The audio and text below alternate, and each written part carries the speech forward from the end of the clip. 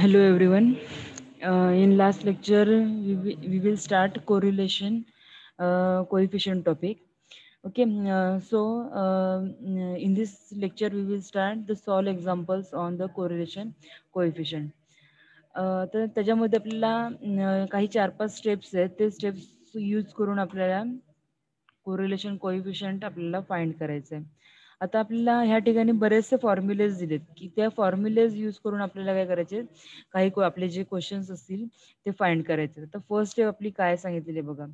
First write the formula कशाचा r x वायचा. R x y is equal to covariance of your x y divided by sigma x into sigma y, or covariance of uv divided by sigma u into sigma v. Okay, त्याच्यानंतर step number second दिलेली आहे, write covariance of x y is equal to 1/n summation of X I minus x bar into Y I minus y bar. Okay, त्याच्यानंतर आपल्याला हे सर्व आपल्याला कोव्हॅरियन्सचे formulas दिलेले, 3-4 formulas दिले, त्याच्यामधला आपल्याला जो सुटेबल असेल तो फॉर्म्युला आपल्याला कोव्हॅरियन्स फाइंड करण्यासाठी यूज करायचा आहे. त्याच्यानंतर स्टेप नंबर 3 मध्ये आपल्याला सांगितलेलं आहे की सिग्मा एक्स आणि सिग्मा एक्स आपल्याला कसं फाइंड करायचं, त्याचा फॉर्म्युला दिला आहे. फॉर्म्युला काय दिलेला आहे, sigma X is equal to square root of 1/n summation of X I minus x bar upon raise to the power 2. Okay, त्याच्यानुसार आपल्याला सिग्मा फाइंड करून घेतोय आपण. आणि नंतर स्टेप नंबर 4 मध्ये आपल्याला काय करायचं, एक्स बार फाइंड करायचं. एक्स बार कसं करतो फाइंड आपण, X bar is equal to summation of x Y upon N. Okay, जर वाय बार काढत असाल तर summation of Y I my upon N. म्हणजे जो आपल्याला डेटा दिलेला आहे, आपल्याला ऍडिशन करायचे आहे आणि डिवाइड किती नंबर ऑफ डेटा आहेत ते आपल्याला डिवाइड करायचे. ओके, सो दॅट्स आपल्याला एक्स बार आपल्याला मिळून जाईल.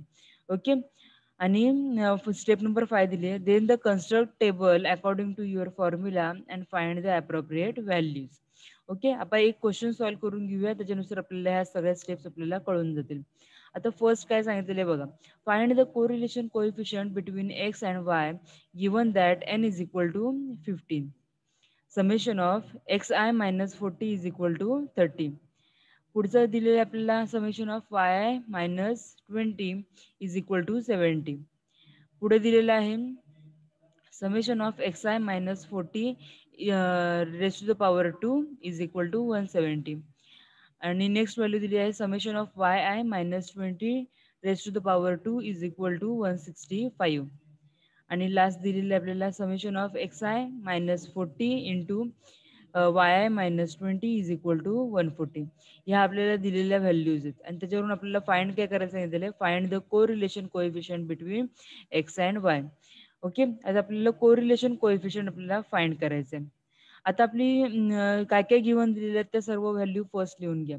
कधीही कोणताही क्वेश्चन आपल्याला मॅथ्समध्ये सांगितलेला असेल, पहिल्यांदा त्या क्वेश्चनमध्ये आपल्याला गिवन काय काय क्वांटिटीज दिल्यात या फर्स्ट आपल्याला लिहून घ्याव्या लागतात. So that's Y first given ज्या ज्या टर्म्स दिलेल्या आहेत त्या सर्व आपण लिहून घ्यायच्यात. ओके, त्याच्यानंतर पुढची स्टेप काय असणार आहे की step number first. Step number first आपल्याला काय सांगितलेली आपल्याला, U I is equal to X minus 40, V I is equal to Y minus 20. So that's आपली स्टेप नंबर सेकंड काय मिळते आपल्याला, U bar is equal to summation of you I upon N which is equal to 30/50. Okay, is equal to आपल्याला value किती मिळते आपल्याला या ठिकाणी, तर 0.6. आणि व्ही बार किती मिळतोय, V I upon N is equal to 70/50 is equal to 1.4. Okay, आता आपल्याला यू बार आणि व्ही बार आपला फाइंड करून झालेला आहे. आता आपला कोरिलेशन कोएफिशिएंटचा फॉर्म्युला काय आहे आर एक्स वायचा, r x y is equal to summation of you i into v i minus n into v u bar into v bar divided by square root of summation of ui square minus n in bracket u bar raised to the power 2 into summation of vi square minus n into v bar square. Okay, आता आपल्याला ह्या ठिकाणी frequency नाही दिलेली, so that's आपण हा formula use केलेला आहे. ओके, आता ह्याच्यामध्ये आपल्याला ज्या ज्या गिवन टर्म्स दिलेल्या आहेत, गिवन टर्म्स मध्ये काय काय मिळाले आपल्याला, यू आय मिळालेला आहे, व्ही आय मिळालेला आहे. ओके. यू बार मिळालेला आहे, त्याच्यानंतर व्ही बार आहे आपल्याकडे. सो दॅट्स वाय ह्या सगळ्या ज्या क्वांटिटीज आहेत आणि इवन एन सुद्धा आहे आपल्याकडे ह्या ठिकाणी. सो दॅट्स वाय ज्या ज्या क्वांटिटीज आपल्याला गिवन मध्ये मिळालेल्या आहेत त्या क्वांटिटीज आपल्याला काय करायच्या या ठिकाणी पुट करायचे. ओके. मग त्या सर्व ज्या व्हॅल्यू आहेत त्या ह्या ठिकाणी आपण काय पुट करून झाल्यानंतर एक सम अमाऊंट ऑफ कॉन्स्टंट मिळेल. या ठिकाणी आपल्याला काय मिळाले, ह्या ठिकाणी आपल्याला संपूर्ण calculation by using calculator otherwise हाताने केलं तरी चालेल. ओके. आणि हे आपल्याला कॅल्क्युलेटर वरती करून आपल्याला जे काही कॉन्स्टंट मिळेल तो कॉन्स्टंट काय असणार आहे तुमचा RXY. ओके. म्हणजेच काय correlation coefficient of correlation. Okay. आता ह्या ठिकाणी पुढचा क्वेश्चन पण आपल्याला सेम दिलेला आहे. If n is equal to 6. Okay. n आपल्याला दिलेला आहे 6. पुढे दिलं आहे summation of xi minus 18 is equal to -3. त्याच्यानंतर summation of yi minus 50 is equal to -20. Next दिलेलं आहे summation of xi minus 18 raise to the power 2 is equal to 19.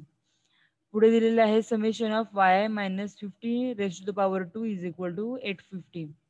आणि लास्ट टर्म दिलेली आपल्याला summation of xi minus 18 into yi minus 50 is equal to 15,600. Find RXY. म्हणजेच आपल्याला काय सांगितलेलं आहे, फाइंड कोएफिशियंट ऑफ कोरिलेशन. आता कोएफिशियंट ऑफ कोरिलेशन मध्ये आपल्याला फॉर्म्युला काय दिलेला आहे, RXY is equal to covariance divided by your sigma x sigma y. Right. आता कोव्हेरन्सचा जो फॉर्म्युला आहे तुम्ही न्यूमरेटरला लिहून घ्या. सिग्मा आणि एक्स आणि सिग्मा वायचे फॉर्म्युले फर्स्ट तुम्ही डिनोमिनेटरला लिहून घ्या. हा आपला फॉर्म्युला मिळाला. त्याच्यानंतर पुढे काय केलेलं आहे आपलं, UI is equal to XI minus 18, VI is equal to YI minus 20. Okay. त्याच्यानंतर स्टेप नंबर 2 काय मिळाली आपल्याला, n is equal to 6, summation of UI is equal to -3, summation of VI is equal to -20, summation of UI square is equal to 19, summation of VI square is equal to 850.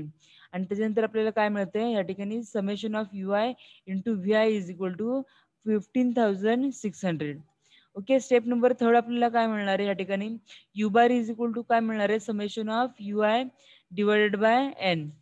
UI divided by n is equal to -3/6 म्हणजेच काय मिळतं आपल्याला -0.5. Same त्याच्यानुसार आपल्याला VI is equal to काय V bar काय मिळणार आहे, म्हणजे summation of V mean of V. V bar is equal to summation of VI minus upon n is equal to -20/6 which is equal to -3.333. Okay. आता ह्या आपल्याला terms मिळालेल्या आहेत. ह्या टर्म्स आपल्याला काय करायच्या आहेत, आपल्याला कोरिलेशन कोएफिशियंट फाइंड करायचं आहे. सो दॅट्स आपण कोरिलेशन कोएफिशियंटचा जो आपला फॉर्म्युला आहे त्या फॉर्म्युल्यामध्ये या सर्व व्हॅल्यूज पुट करून घ्या. Okay. So that's why n is equal to ह्या ठिकाणी आपण काय पुट करणार आहोत तर 6. ओके. त्याच्यानंतर तुमचं summation of UI VI is equal to काय आहे तुम्हाला मिळालेलं आहे ते 15,600. त्याच्यानुसार आपल्याला इच अँड आपले ह्या एव्हरी व्हॅल्यू मिळालेल्या आहेत. यू बार मिळालेला आहे -0.5, व्ही बार मिळाला आहे -3.333. ह्या सर्व व्हॅल्यू आपल्याला ह्या फॉर्म्युल्यामध्ये काय करायचे, पुट करायचे. ज्या ठिकाणी जी टर्म आपल्याला पाहिजे त्या कॉन्स्टंट आपण त्या ठिकाणी पुट करायचे. आणि सिम्पली त्यांचं काय जे काय मल्टिप्लिकेशन असेल, डिव्हिजन असेल, स्क्वेअर रूट असेल किंवा काय ते सगळे आपल्याला फाइंड करून आपल्याला काय करायचं, एखादा कॉन्स्टंट काढायचं. ह्या ठिकाणी आपल्याला आन्सर मिळाला आहे 0.9673. ओके. म्हणजेच आपल्याला काय सांगितलेलं आहे, ह्या ठिकाणी आपल्याला कोरिलेशन कोएफिशियंट आपल्याला मिळाला आहे 0.9673. हा आपल्याला कोरिलेशन कोएफिशियंट मिळालेला आहे. ओके. आता पुढे क्वेश्चन दिलेला आहे आपल्याला, find the correlation coefficient of correlation for the given table. एक टेबल दिलेलं आहे. ओके. ह्या ठिकाणी आपल्याला सगळ्या व्हॅल्यू दिलेल्या नाहीयेत. आपल्याला फक्त एक टेबल दिले, त्या टेबलवरून आपल्याला काय सांगितलंय, कोरिलेशन कोएफिशियंट आपल्याला फाइंड करायचं आहे. Okay. So that's Y first step आपली जी आहे त्या फर्स्ट स्टेप नुसार तुमचा RXY काय मिळतो, RXY is equal to covariance of XY divided by sigma x into sigma y. Okay. Covariance आणि सिग्मा वायच्या व्हॅल्यूज तुम्ही ह्या ठिकाणी पुट करून घ्या. हे फॉर्म्युलेस तुम्हाला पाठ असणं गरजेचं आहे. ते व्हॅल्यूज तुम्ही ते पुट करून झाल्यानंतर आता ह्या ठिकाणी आपल्याला फाइंड काय काय करावं लागणार आहे, एक्स बार वाय बार ह्या सगळ्या टर्म्स आपल्याला फाइंड करावं लागणार आहेत. Right. So that's y x bar आणि वाय बारची व्हॅल्यू जर फाइंड करायची झाली, एक्स बार कसं काढणार, x bar is equal to summation of xi divided by n, आणि y bar is equal to summation of yi divided by n, where your n is equal to 6.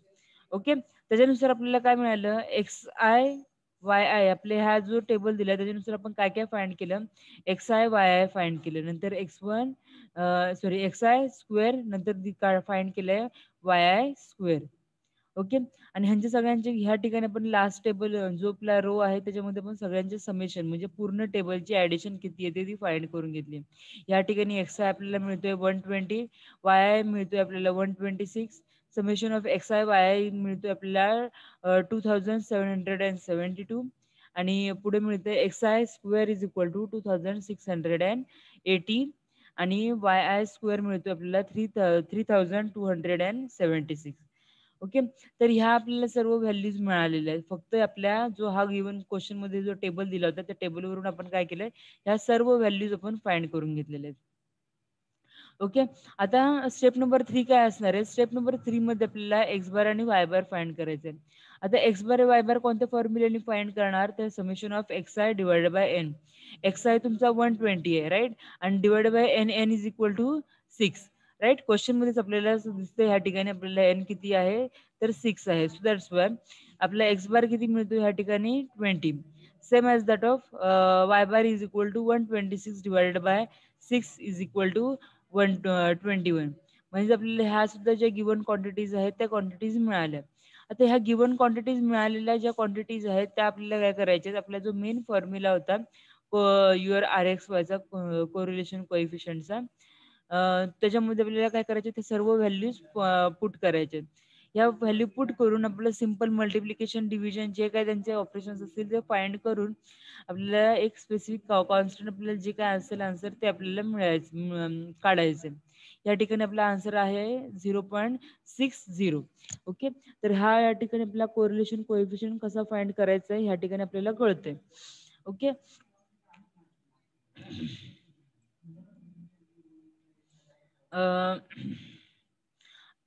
या ठिकाणी सुद्धा आपल्याला same दिलेलं आहे, एक टेबल दिलं आहे आणि त्याच्यानुसार आपल्याला काय करायचं, कोरिलेशन कोएफिशियंट आपल्याला फाइंड करायचे.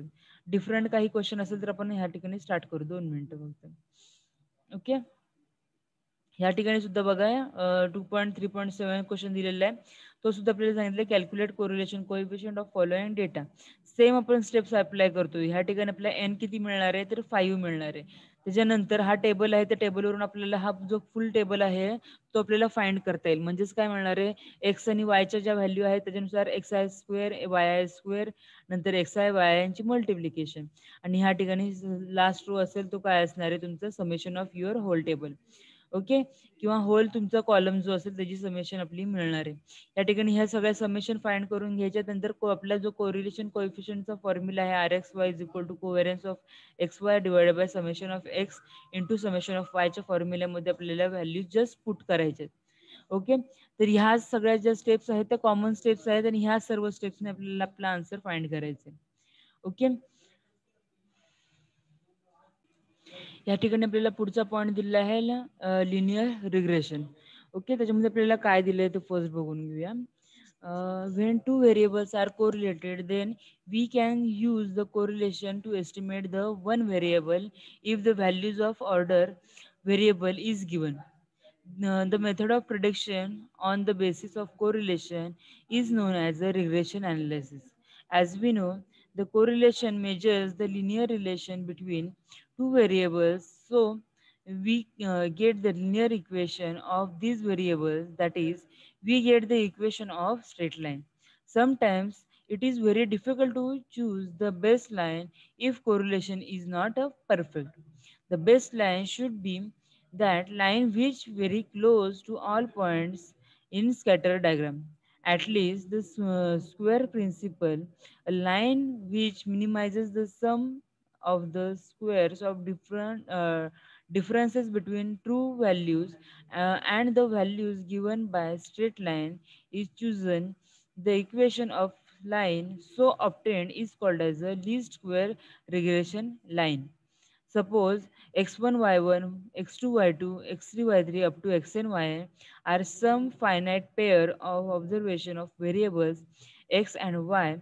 there are two regression lines as there are two variables.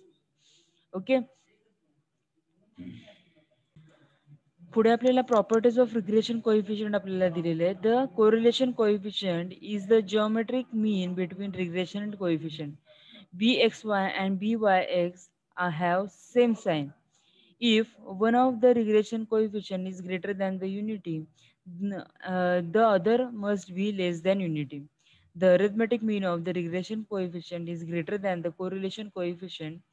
आणि पुढे दिलेलं आहे the regression coefficient are independent of the change of the origin but not of the scale. If the variables x and y are independent, then the regression coefficients are 0. Okay. आता आपल्याला काही regression जे जे आपल्याला जे solve examples आहेत ते आपण या ठिकाणी बघून घेऊया. या ठिकाणी जो तुम्हाला जे हे फॉर्म्युलीज जे आहेत तुमचे ते तुमच्या क्वेश्चन सॉल्व करण्यासाठी आपल्याला मोस्ट इम्पॉर्टंट आहेत. ओके. ते सर्व जे हे सर्व जे फॉर्म्युलीज आहेत ते सर्व आपल्याला ह्या ठिकाणी परत एकदा दिलेले आहेत. सो दॅट्स आपण ह्या ठिकाणी बघतोय. ओके. आता स्टेप नंबर जी आपली फर्स्ट आहे त्यात काय सांगितलेलं आहे, if data is given then the first find r x y sigma x sigma y and then use the equation of regression of x on y or y on x. Second number step मध्ये सांगितलेलं आहे if directly straight lines are given then use the following points. Write the given equation of regression lines. Then they put x is equal to x bar and y is equal to y bar in the given equation and solve it. We get mean x bar and y bar. Consider the line of regression of y on x, then write y is equal to m1x plus c1 and m1 is equal to byx, or regression line of x on y, then write as a x is equal to m2y plus c2 and m2 is equal to bxy. Find r is equal to square root of bxy into b of yx such that -1 is less than or equal to rxy less than or equal to 1. Step number 7 सांगितलेले sometimes use bxy is equal to r sigma x upon sigma y. Then find sigma x, find r bxy and sigma of y given. Okay. Or find sigma y if r byx and sigma of x given. आता एक लक्षात घ्या, इथं confusion जरी झालेलं असेल तरी आपल्याला काय करायचं, ह्या स्टेप्स आपल्याला सांगितले तर स्टेप्सनुसार आपल्याला फर्स्ट फाइंड करून घ्यायचं. आता ह्या ठिकाणी आपण रिग्रेशन बघतोय. रिग्रेशन म्हणजे काय, equation of regression of y on x और एक्स ऑन वाय आहे आपल्याला ते फर्स्ट आपल्याला फाइंड करावं लागणार आहे. ओके. क्वेश्चन मध्ये आपल्याला ज्या गिवन क्वांटिटीज दिल्या त्याच्यानुसार आपण काय करूया, हे स्टेप्स आपण सॉल्व्ह करून बघूया. ह्या ठिकाणी आपल्याला काही फॉर्म्युलेज दिलेत, हे फॉर्म्युलेज एक लक्षात ठेवा. आता ह्या फॉर्म्युलेनुसार क्वेश्चन कसा सॉल्व्ह करायचा तो आपण नंतर बघूया. ओके. फर्स्ट आपल्याला फॉर्म्युला दिलाय the line of regression x on y is equal to काय दिलंय, x minus x bar is equal to r sigma x upon sigma y in bracket y minus y bar is equal to b x y into y minus y bar. Okay. ह्यातला कोणताही एक formula हे equal to मध्ये जरी दिलेलं असेल तर either तुम्ही हा फॉर्म्युला यूज करा, आयदर तुम्ही हा फॉर्म्युला यूज करा. ओके. त्यानंतर y on x is equal to दिलेलं आहे y minus y bar is equal to r sigma x sigma y upon sigma x into x minus x bar is equal to b y x into x minus x bar. पुढचा formula दिला आहे b x y is equal to r into sigma x upon sigma y and b y x is equal to दिलेला आहे r sigma y upon sigma x. पुढे दिलेलं आहे sigma x square variance of x and sigma y square is equal to variance of y. Okay. सिग्माचं notation आपण कशाला use करतो, तो व्हॅरियन्स. व्हॅरियन्स म्हणजेच काय आहे, सिग्मा आहे, राईट. त्याच्यानंतर r is equal to square root of b x y into b y x. Okay. तर हे आपल्याला सर्व फॉर्म्युलेज दिलेले आहेत. ह्या फॉर्म्युलेज यूज करून आपल्याला काही क्वेश्चन सॉल्व्ह करायचे. एखादा क्वेश्चन सॉल्व्ह करून बघूया, त्यावेळेला लगेच तुम्हाला कळून जाईल की नक्की आपण काय करतोय. ओके. आता ह्या ठिकाणी क्वेश्चन दिलेला आहे find the correlation coefficient from the following data. आता खाली एक डेटा दिलेला आहे, n इज इक्वल टू दिलेला आहे 10, summation of x i is equal to दिलेला आहे 300, summation of Y i is equal to 250. त्याच्यानंतर दिलेलं आहे summation of X I minus 30 square is equal to 154. Next value दिलेली आपल्याला summation of Y I minus 25 square is equal to 162. Okay, आणि last one दिलेली आहे summation of X I minus 30 into Y I minus 25 is equal to 144. Also find the regression line y on x and x on y. Okay, आता ह्या ठिकाणी आपल्याला find काय करायचं सांगितलंय की रिग्रेशन लाईन सांगितलेली आहे. मगाशी आपण काय करत होतो, कोरिलेशन कोइफिशियंट फाइंड करत होतो. सेम अशाच टाईपचा क्वेश्चन असायचा, पण त्या ठिकाणी कोरिलेशन कोइफिशियंट सांगितलेलं होतं. त्याच्यामुळे आपण त्या कोरिलेशन कोइफिशियंट ज्या 4-5 स्टेप्स होत्या त्या अप्लाय करत होतो क्वेश्चन फाइंड आन्सर फाइंड करण्यासाठी.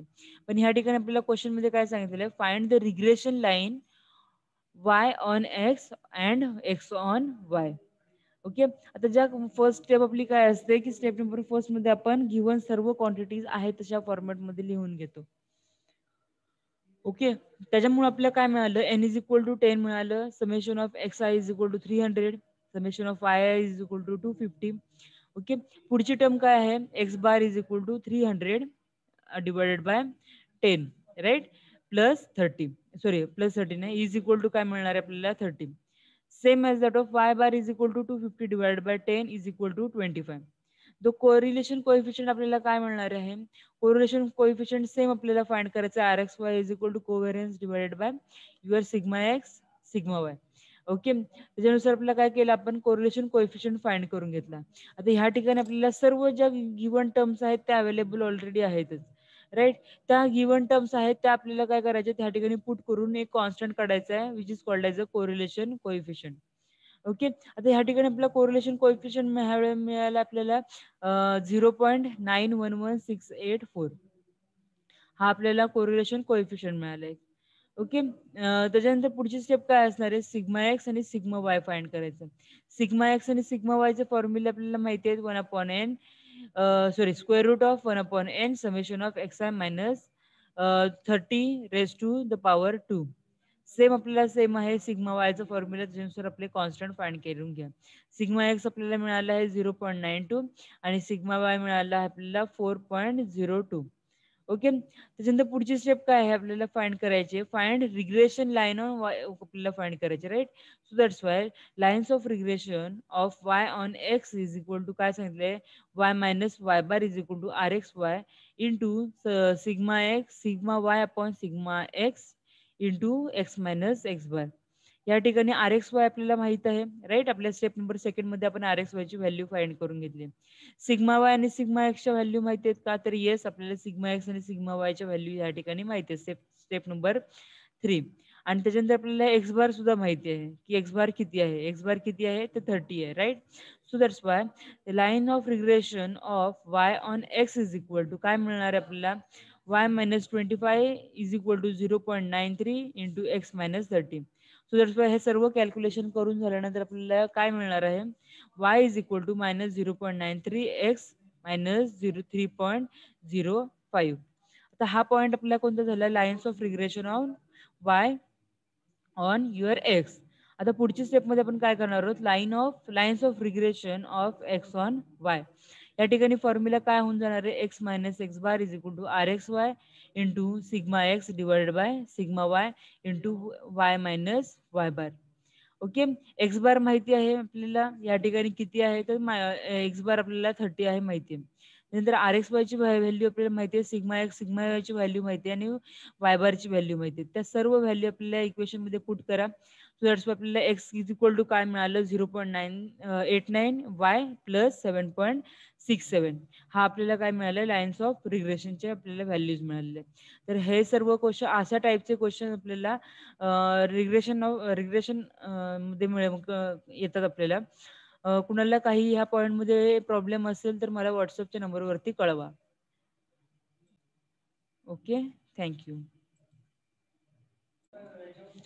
ओके, या ठिकाणी आपल्याला एक पुढचा क्वेश्चन दिलेला आहे. The equation of two regression lines obtain in the correlation analysis are 4xy minus 5y plus 33 is equal to 0 and 20x minus 9y minus 107 is equal to 0. If the variance of y is 16, then find the mean values of x and y. त्याच्यानंतर पुढचा point सांगितलं correlation coefficient between X and Y आणि last पण सांगितलं variance of your x. Okay. आता आपल्याला काय काय फाइंड करायचंय, आपल्याला फर्स्ट फाइंड करायला लागणार आहे हे मीन व्हॅल्यूज ऑफ एक्स वाय. त्याच्यानंतर रिलेशन कोएफिशियंट फाइंड करायचंय आणि त्याच्यानंतर सांगितलेलं आपल्याला व्हॅरियन्स ऑफ एक्स फाइंड करायचंय. आता ह्या ठिकाणी आपल्याला काय काय मिळालंय बघा. Sigma y square is equal to किती मिळालं ह्या ठिकाणी 16. Sigma y square is y आपल्याला काय मिळतं त्याच्यामुळे +or-4. ओके. त्याच्यानंतर रिग्रेशन लाईन्स किती काय मिळालेले आहेत, रिग्रेशन लाईनच्या इक्वेशन्स आपल्याला दिलेले आहेत. 4x minus 5y is equal to minus 33 आणि सेकंड दिलेले आहे 20x minus 9y is equal to 107. Step number second आपल्याला काय करावं लागणार आहे, late x bar comma y bar be a point of intersection of given regression line. Put x is equal to x bar and y is equal to y bar. Okay. So that's Y first काय केलेलं आहे आपण की ज्या ठिकाणी x आहे त्या ठिकाणी एक्स बार पुट केलेलं आहे आणि वाय आहे त्या ठिकाणी वाय बार पुट केलेलं आहे. सो दॅट्स वाय आपले जे इक्वेशन ऑफ लाईन होते त्या का ते काय होणार आहे 4x bar minus 5y bar is equal to -33 आणि सेकंड म्हणून मिळालं आहे 20x bar minus 9y bar is equal to 107. By solving two equations x bar आपल्याला काय मिळालं x bar is equal to 13 मिळतोय आणि y bar is equal to 17 मिळतोय. Mean values of your x and y are x bar is equal to 13 and y bar is equal to 17. Okay. त्याच्यानंतर आपल्याला जी first question होता आपल्याला mean values of your x y त्या find झालेल्या आहेत. आता पुढे आपल्याला फाइंड काय करावं लागणार आहे correlation coefficient between X and Y. Okay. त्या कोरिलेशन कोएफिशियंट बिटवीन आपल्याला एक्स अँड वाय आपल्याला फाइंड करायचं आहे. त्याच्यामुळं आपलं काय होणार आहे कोरिलेशन कोएफिशियंट आपल्याला मिळेल फाइंड करताना आपल्याला बी वाय एक्स आणि बी एक्स वाय ची आपल्याला गरज लागणार आहे. So that's why from the equation of line आपण काय केलेलं आहे y is equal to 4/5x plus 33/5 is equal to ह्या ठिकाणी आपण घेतलेलं आहे is equal to 0.8x plus 33/5. Okay. त्याच्यानंतर काय मिळालं आपल्याला bxy ह्या ठिकाणी किती मिळतो ह्या ठिकाणी आपल्याला 0.8. ओके. एक्सचा जो आपला कोएफिशियंट आहे तो आपला काय असणार आहे byx असणार आहे. सो दॅट्स वाय आपल्याला व्हॅल्यू काय मिळाली 0.8.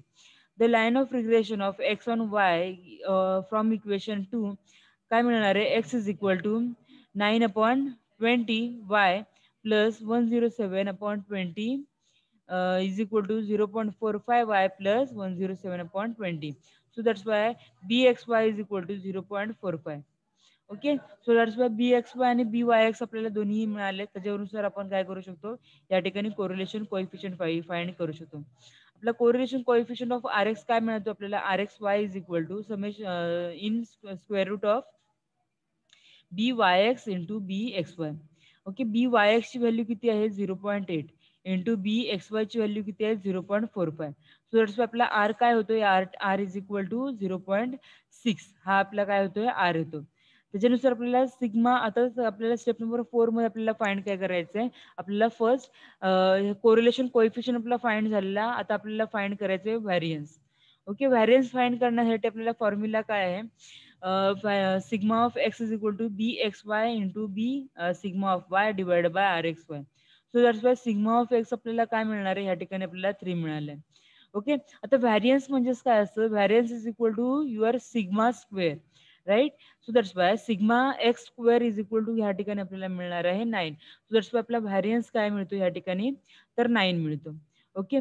तर हे जे सगळे आपण आतापर्यंत जे फॉर्म्युले तुम्ही बघितले व्हॅरियन्स असेल कोव्हॅरियन्स असेल तुमचं कोरिलेशन कोएफिशियंट असेल तुमचा लाईन ऑफ रिग्रेशन्स असतील त्याच्यानंतर तुमचे मीन्स असतील किंवा ह्या सर्व ज्या गोष्टी आहेत त्या सर्व एकमेकांना इंटर रिलेटेड आहे. सो दॅट्स वाय ह्या ठिकाणी आपल्याला स्टॅटिस्टिक्स मध्ये सर्व फॉर्म्युले पाठ असणं मस्ट आहे. ओके. कारण की प्रत्येक इच अँड एव्हरी फॉर्म्युला हा तुमच्या कोणत्याही क्वेश्चन मध्ये तुम्हाला यूज करावा लागू शकतो. ओके. तर हे सर्व जे फॉर्म्युलीज आहे, त्या फॉर्म्युलीज व्यवस्थित पाठ करा. सेकंड युनिट तर आपला पूर्णपणे फॉर्म्युलीजवरतीच आहे. तुम्हाला आता जवळ-जवळ संपत आलेलं आहे. त्याच्यामुळे तुम्हाला एक बेसिकली आयडिया आली असेल, की ह्याच्यामध्ये सर्वात जास्त आपल्याला फॉर्म्युलीज हे सेकंड युनिटमध्ये. एकदा फॉर्म्युलीज असतील, येत असतील, की हे क्वेशन सॉल्व्ह करायला डिफिकल्ट नाहीयेत. ओके. कुणाला अजून काही प्रॉब्लेम असेल तर मला WhatsAppवरती कळवा. ओके. आपण परत पॉइंट एखादा घेऊ. ओके. चालेल. थँक